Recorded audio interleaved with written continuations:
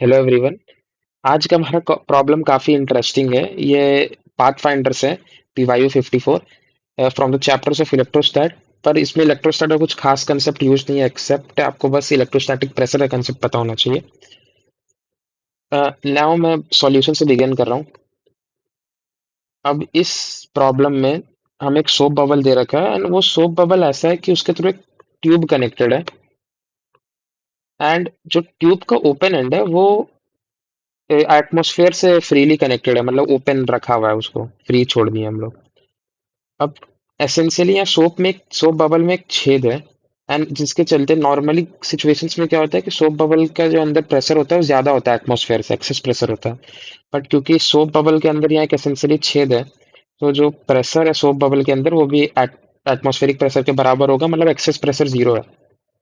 अगर आपको excess pressure का फॉर्मूला पता है, इन केस ऑफ जब सोप बबल को स्फेरिकल चार्ज डेंसिटी दे देते हैं तो बहुत बढ़िया। 40/r minus sigma square by 2 epsilon not होता है इलेक्ट्रोस्टैटिक प्रेशर। बट उसकी जरूरत नहीं पड़ेगी सॉल्यूशन में, मैं उसको बाय स्क्रैच ही अभी डिराइव करूंगा। अब इस सिचुएशन में फर्स्ट ऑफ ऑल यहाँ क्वेश्चन में सरफेस टेंशन का वैल्यू सिग्मा दे रखा है। पर क्योंकि यहाँ सरफेस चार्ज डेंसिटी भी है, मतलब इस सोप बबल में चार्ज स्प्रेड कर दिए हैं, सो मैं इस पर्टिकुलर सॉल्यूशन के लिए सिग्मा सरफेस चार्ज डेंसिटी के लिए यूज करूंगा। Q/4πr²। क्यू चार्ज है जो सोप बबल में स्प्रेड किया है एंड सरफेस टेंशन के लिए T यूज कर लूंगा।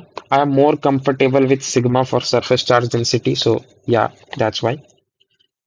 अब मैं क्या करूंगा कि जो अपना सोप बबल है, जो कि एक स्फीयर है, उसमें एक छोटा सा स्फेरिकल पैच कंसिडर करूंगा। ठीक है, not spherical, circular patch consider करूंगा। अब ये जो सर्कुलर पैच है, इसका रेडियस काफी स्मॉल है। अगर रेडियस काफी स्मॉल है तो इसका जो क्रॉस सेक्शन है वो एक एसेंशियली सर्कल होगा। अब ये जो सर्कुलर क्रॉस सेक्शन है, लेट्स सपोज ये स्फीयर का सेंटर पे ये कोन बन गया, ये कोन का हाफ एंगल थीटा है। ठीक है, थीटा भी काफी स्मॉल है। एसेंशियली मुझे डी थीटा लिखना चाहिए, बट क्योंकि वो बहुत क्लमजी हो जाएगा एंड एक्सप्रेशंस बहुत गंदे दिखेंगे तो मैं थीटा ही लिख रहा हूँ। जस्ट कीप इन माइंड कि थीटा बहुत स्मॉल है। अब अगर ये स्फीयर का रेडियस लेट्स से स्मॉल आ रहा है, सो जो ये सर्कुलर क्रॉस सेक्शन है उसका रेडियस हो जाएगा आर थीटा। ठीक है, मैं इसका थोड़ा सा इनलार्ज फिगर बनाता हूँ यहाँ पे। अब ये सर्कल का क्रॉस रेडियस है आर थीटा। अब ये सर्कुलर क्रॉस सेक्शन की एफपीडी एनालाइज करते हैं। पहले अगर प्रेशर फोर्सेस को पहले ही साइड कर देते हैं। इनिशियली आउटसाइड प्रेशर है P not and inside pressure भी पी नॉट ही होगा, क्योंकि स्फीयर में छेद किया हुआ है, एसेंशियली सोप बबल में ट्यूब कनेक्टेड है। सो जो प्रेशर फोर्सेस होंगे वो कैंसिल आउट हो जाएंगे, सो मैं उसको नहीं लिख रहा हूँ अभी के लिए। सरफेस टेंशन का बात करें, क्योंकि एक सोप बबल है, यहाँ पे दो लेयर्स होंगे, जिसके चलते अगर मैं कोई भी एक छोटा सा एलिमेंट कंसिडर कर लूँ डीएल लेंथ का, सो जो इसमें सरफेस टेंशन का फोर्स लग रहा होगा 2T टाइम्स डीएल होगा।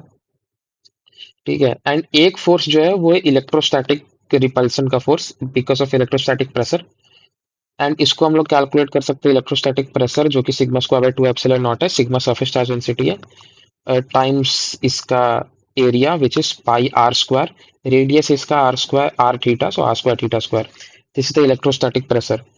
जो रेडियस के अलोंग वाले फोर्स है, let's call it f outward. So जो आउटवर्ड फोर्स है वो है sigma square by 2 epsilon naught pi r square theta square. And जो रेडियस के अलोंग फोर्स है, मतलब रेडियस वेक्टर के ऑपोजिट डायरेक्शन में, let's call it F inward.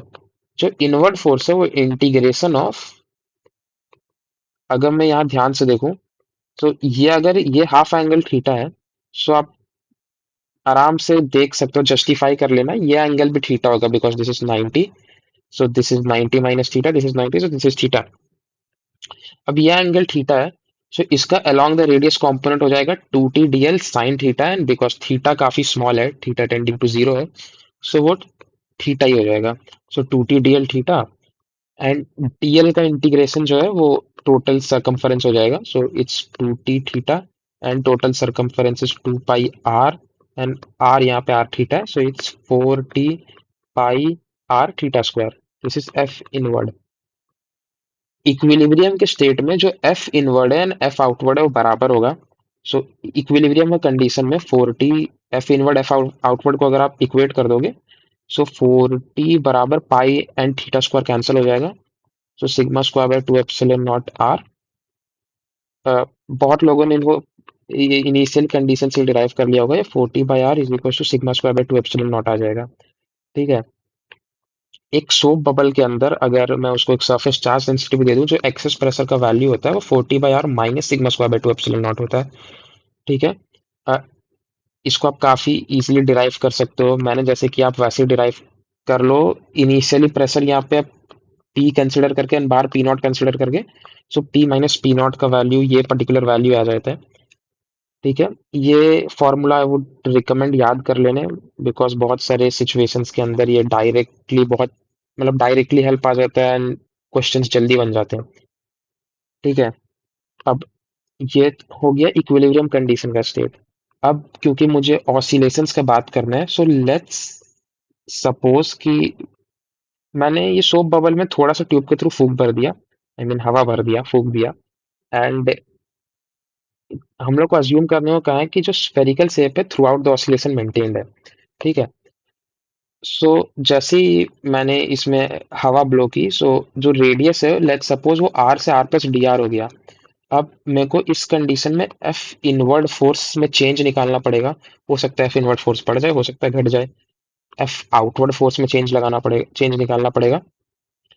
And मुझे दोनों का डिफरेंस देखना पड़ेगा। अगर d F inward minus d f outward positive होगा, why I am writing int all the time, inward I N से लिखते हैं ज़्यादा बेटर होगा। एंड डी एफ आउटवर्ड, अगर ये वाला डिफरेंस पॉजिटिव है, यानी जो नेट फोर्स है वो इनवर्ड डायरेक्शन में होगा and the system would oscillate. And अगर ये नेगेटिव आया, सो मतलब जो नेट फोर्स है वो आउटवर्ड के डायरेक्शन में and system would not oscillate, because question में बोल दिया है कि ऑसिलेट कर रहा होगा, so we know it will be positive. But let's mathematically explicitly इसको कैलकुलेट करते हैं। अब डी एफ इनवर्ड का वैल्यू क्या होगा? हमें डी एफ इनवर्ड का वैल्यू पता है, it's 4t πr theta square. अब जैसे ही मैं रेडियस आर से आर प्लस डी आर होगा, सो थीटा में कुछ चेंज नहीं आएगा and बाकी सारे पैरामीटर्स तो कांस्टेंट है। So d F inward is essentially 4t π theta square d r. ठीक है, बस आर पर डिपेंड कर रहा था वो। एफ आउटवर्ड में चेंज निकालना is a bit interesting. F outward का एक बार एक्सप्रेशन लिख देते हैं। वो था sigma square by 2 epsilon naught times area which is pi r square theta square. अब जैसे ही रेडियस आर से आर प्लस डी आर हुआ, रिमेंबर जो सिग्मा है वो सरफेस चार्ज डेंसिटी है। टोटल चार्ज तो कांस्टेंट रहेगा बट सिग्मा कांस्टेंट नहीं रहेगा। Sigma was q by 4 πr square. अब जैसे ही रेडियस बढ़ा, सो सिग्मा डिक्रीज कर जाएगा। ठीक है, जब सिग्मा खुद एक फंक्शन ऑफ आर है, क्योंकि मुझे क्यू के टर्म्स में नहीं लिखना है, थोड़ा भद्दा हो जाएगा एक्सप्रेशन में, तब मैक्सिमम सारे एक्सप्रेशन अबव सिग्मा के टर्म्स में लिख रहा हूँ। सो मैं चाहता हूँ कि एक्सप्रेशन अभी भी सिग्मा के टर्म्स में लिखूं। आप क्यू के टर्म्स में भी लिख के सॉल्व कर सकते हो, दैट्स परफेक्टली फाइन। ठीक है। सो रेडियस बढ़ने के बाद मैं कैलकुलेट करता हूँ कि सिग्मा में क्या चेंज होगा। लॉग लेके डिफरेंशिएट करने वाला मेथड, एसेंशियली एरर मेथड से आप देख सकते हो कि डी सिग्मा बाई सिग्मा जो है वो -2 dr/r होगा। ठीक है, लॉग लेके डिफरेंशिएट कर दिए, एरर के अंदर हम लोग करते हैं ये सब। सो सिग्मा घट जाएगा, वो हमें दिख भी रहा था रेडियस बढ़ाने पे। एंड डी सिग्मा का वैल्यू है -2 सिग्मा dr/r। ठीक है। अब डी एफ आउटवर्ड का वैल्यू निकालते हैं which is pi theta square and 2 epsilon naught तो कांस्टेंट है, and हमें d of sigma square r square निकालना है। प्रोडक्ट रूल लगाना पड़ेगा, so it would be 2 sigma d sigma r square plus 2 r d r sigma square. अब d sigma का value हमें ऊपर फाइंड किया, it was -2 sigma dr/r। And value substitute करने के बाद इट वुड बी -4 सिग्मा, एक आर यहाँ से कैंसिल हो जाएगा। एंड जो अपना एक्सप्रेशन आया वो एक -4 है, इधर -2 है, तो -2 बच जाएगा, -2 sigma square R D r. ठीक है। एंड हमने अब डिराइव किया था sigma square by 2 epsilon not जो है वो 40/r है। सो मैं यहाँ से सब्स्टिट्यूट कर दूंगा sigma square by epsilon naught का value which is 80 by r इस एक्सप्रेशन में। तो हमें डी एफ आउटवर्ड का वैल्यू मिल जाएगा नेगेटिव 80, एक आर कैंसिल हो जाएगा, 80 pi theta square d r. अब इस एक्सप्रेशन से हमें समझ ये आया कि जो एफ आउटवर्ड है वो डिक्रीज कर गया है जैसे ही जो रेट ये इक्विलिब्रियम पोजीशन था दिस वाज आर एंड हमने डी आर चेंज कर दिया। ये स्मॉल सर्कुलर सेगमेंट ही है अभी भी। अब हमें समझ ये आ रहा है कि जो एफ आउटवर्ड है वो डिक्रीज कर गया, मतलब आउटवर्ड फोर्स घट गया, इनवर्ड फोर्स बढ़ गया है। सो ओवरऑल जो डी नेट रिस्टोरिंग फोर्स है which is d F inward minus d f outward, this is f restoring force अंदर डिस्प्लेसमेंट को अपोजिट डायरेक्शन में, रेडियस वेक्टर को अपोजिट डायरेक्शन में। एंड इसका वैल्यू आ जाएगा, ऊपर 4 था, 40 pi theta square d r and नीचे 8 है। सो ओवरऑल हो गया 12 t pi theta square d r. This is f restoring. अब हमें दिख रहा है जो रिस्टोरिंग फोर्स है वो प्रोपोर्शनल टू ये स्मॉल सेगमेंट का डिस्प्लेसमेंट डी आर है। सो डिस्प्लेसमेंट को प्रोपोर्शनल है एंड जो प्रोपोर्शनैलिटी कांस्टेंट हो दिस, तो ये हो जाएगा के एंड ओमेगा हो जाएगा इस ऑसिलेशन के लिए के बाई एम। अब ये जो छोटा सा क्रॉस सेक्शन है उसका मास जो है एम डैश अगर कैलकुलेट करें, इसको भी डीएम लिखना चाहिए मेरे को कायदा से, अभी के लिए एम डैश लिख दिया।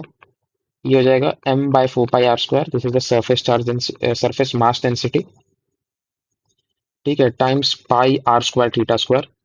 सो ओवरऑल आ गया value m theta square by 4।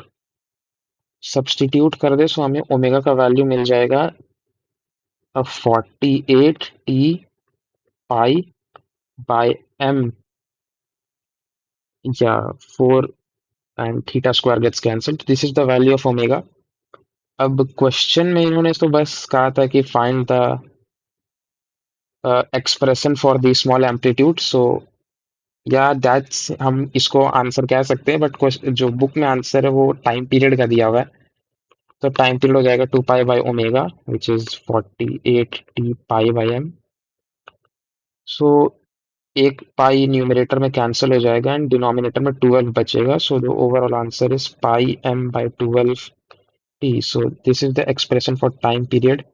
Time period यहाँ टी डैश लिख देते हैं बिकॉज मैंने सरफेस टेंशन को भी टी से डिनोट किया हुआ है। हाँ, so that was it for this question. अगर किसी को कोई डाउट है तो कमेंट कर सकते हो एंड यार थैंक्स फॉर वॉचिंग।